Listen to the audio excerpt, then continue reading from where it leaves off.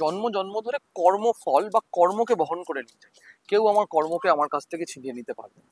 এবার তুমি যদি ভাবো যে আমরা আবার এটাও বলি যে আমরা যাই করবো এই পৃথিবীতে তাই আমাকে এই পৃথিবীতে মিটিয়ে যেতে হবে, দুটো কথাই একসঙ্গে সত্যি হয় কি করে? যদি মিটিয়েই দিতে হয় তাহলে আমি কর্মফল বয়ে নিয়ে বেড়াই কি করে? আর যদি বয়ে নিয়েই বেড়াই তাহলে আমি এখানে সবকিছু মেটাই কি করে? দেখো, একদম মানে আমি আমার বোধ থেকে যেটুকু বুঝেছি, যেগুলো মেটানো সম্ভব এই পৃথিবীতে তুমি এখানেই মিটিয়ে দিয়ে যাবে। নিউটনের তৃতীয় সূত্র, প্রত্যেক ক্রিয়ার একটি সমান এবং বিপরীত প্রতিক্রিয়া আছে।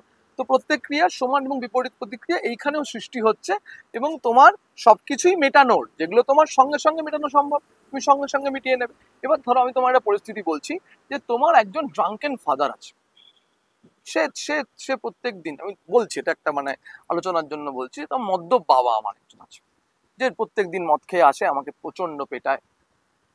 এবার ধরো যদি একটা সমানতার দৃষ্টি বজায় রাখতে হয়, তাহলে কোনো জন্মে গিয়ে সবটা সমান সমান হয়ে যাবে। হয় আমি তার জায়গায় গিয়ে দাঁড়াবো বা সে আমার জায়গায় এসে দাঁড়াবে, সেই মদ্যপ বাবা কোনো সময় আমি হয়ে যাবো বা আমি উল্টো রোলে চলে যাব, তখনই গিয়ে সমানতা সবচেয়ে বেশি বিরাজমান হবে। তো সেটা যদি হতে হয়, সেটা কি এই জন্মে সম্ভব? আর সম্ভব নয়। আমি তো এই জন্মে আর তার বাবা হতে পারবো না কোনোভাবেই, সে অলরেডি আমার বাবা হয়ে বসে আছে, তাই না? তো এই সমানতাটা আনতে আমাকে আর একটা জন্ম টানতে হবে। তুমি লজিকের ফিলোসফি দিয়ে দেখো, যুক্তির যুক্তির পরাকাষ্ঠায় দেখো, যে এই জীবনে আমাকে একজন আততায়ী এসে গুলি করে এখানে মেরে দিল, আমার পক্ষে কি সম্ভব আবার এই খেলাটাকে উল্টো রোল রোল রিভার্সাল করা? সম্ভব নয় তো। হিন্দু ধর্ম কি বলছে? তুমি যে কর্ম করছো তার জন্য কিছু ফল উৎপন্ন হচ্ছে, সেই ফলের ভার তুমি বহন করবে, সেটা ভালো হোক বা খারাপ। এই যে আমায় গুলি করে মেরে দিল, তার জন্য দুটো ফল উৎপন্ন হলো, একটা আমার জন্য একটা ওর জন্য, এটা ভালো কিংবা খারাপ। কিন্তু আমি কি আর সেই সমানতার জায়গায় রয়েছি যে আমি সেই মুহূর্তে সেই ফলের দেওয়া নেওয়া বা তার বিনিময়ে আগামী 2 বছর বা 1 বছরের মধ্যে করতে পারবো? পারবো না। তার জন্য আর একটা জন্ম টেনে আনতে হবে, তাই না? তো এই এই ক্ষেত্রে এইরকম বৃহৎ যে হিসেব নিকেশের ক্ষেত্রে তুমি কর্মফল তোমার সঙ্গে নিয়ে বয়ে ঘুরে বেড়াচ্ছ, এবং সেটা তুমি কেমন ভাবে নিয়ে ঘুরে বেড়াচ্ছ?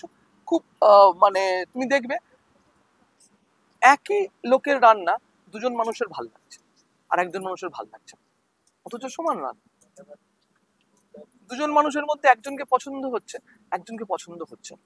দেখো, যদি পৃথিবীতে আমরা যাকে প্রেম বলি, যদি প্রেমটা এমনই হতো যে একটি সুন্দরী মেয়ে সামনে দিয়ে চলে গেল, তাকে দেখলেই মনের মধ্যে ঘন্টা বেজে উঠলো আর হাওয়া দিতে আরম্ভ করলো, তাহলে তো প্রত্যেক দিনই প্রায় 72 বার করে ঘন্টা বাজবে, তাই না? 72টা সুন্দরী মেয়ে হয়তো অন্তত প্রত্যেক দিন তো সামনে দিয়ে যাচ্ছে, সেটা তো হচ্ছে না। কারুর একজন বিশেষ জনের ক্ষেত্রেই হচ্ছে, তার দিকে তাকালাম আর ব্যাস হাওয়া দিয়ে উঠলো আর ঘন্টা বাজছে, আর মনে হচ্ছে কি একটা হয়ে গেল হয়ে গেল। এটা হচ্ছে কর্মফল। এইটা আমি যদি তোমাকে আরো ডিটেলে বোঝাই যে কেমন ভাবে আমরা জীবন থেকে জীবন বহন করে নিয়ে যাই, আমি তোমার একটা গল্প বলে বোঝাতে পারি। যে ধরো একটি রেল স্টেশনে দুটি ছেলে গিয়ে দাঁড়ালো, তাদের মধ্যে একটি ছেলে দেখলো উল্টো দিকে একটি অপরূপা সুন্দরী মেয়ে দাঁড়িয়ে আছে, যে ছেলেটির দিকে চোখে চোখ পড়তেই হাসলো, এবং তারপর ট্রেন এলো, মেয়েটি উঠে চলে গেল। কোনো কথোপকথন নয়, জাস্ট দৃষ্টি বিনিময়, মেয়েটি উঠে চলে গেল।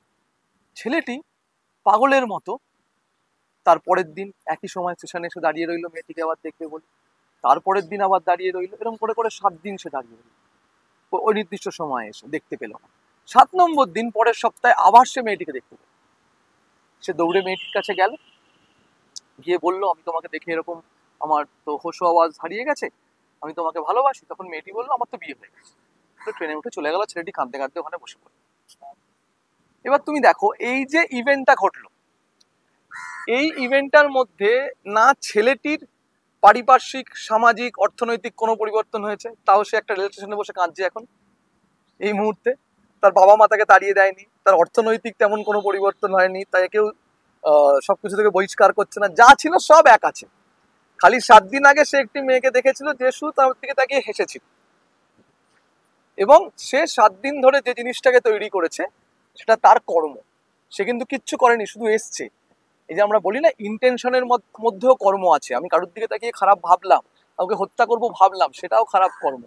আসলে এইভাবে সেটা, এই ছেলেটি 7 দিন কিন্তু আর কোনো অ্যাকশন নেয়নি, শুধু আশা ছাড়া, যেখানে সে ব্যর্থ।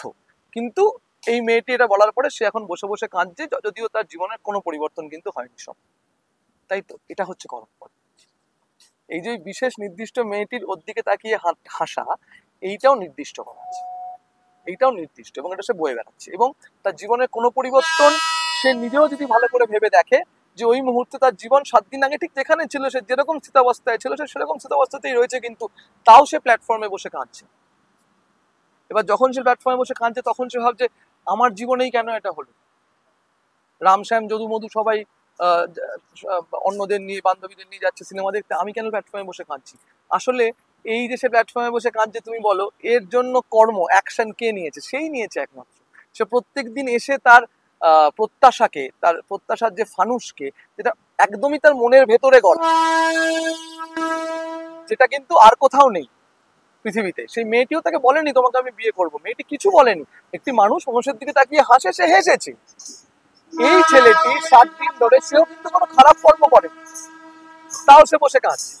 এবার সে যদি ভাবে যে আমার সঙ্গে এমনটা কেন, কি আমার, এইটা হচ্ছে কর্ম। এভাবে আমরা কর্ম বয়ে নিয়ে বেড়াই, এবং আমাকে সেই নির্দিষ্ট কর্মের সামনে দাঁড়াতেই হবে, বা প্রত্যেককে, এবং সেই নির্দিষ্ট ভয়গুলোকে ফেস করতেই হবে, বা যেখানে আমার দেবার বা যেখান থেকে আমার নেবার সেটা মেটাতেই হবে।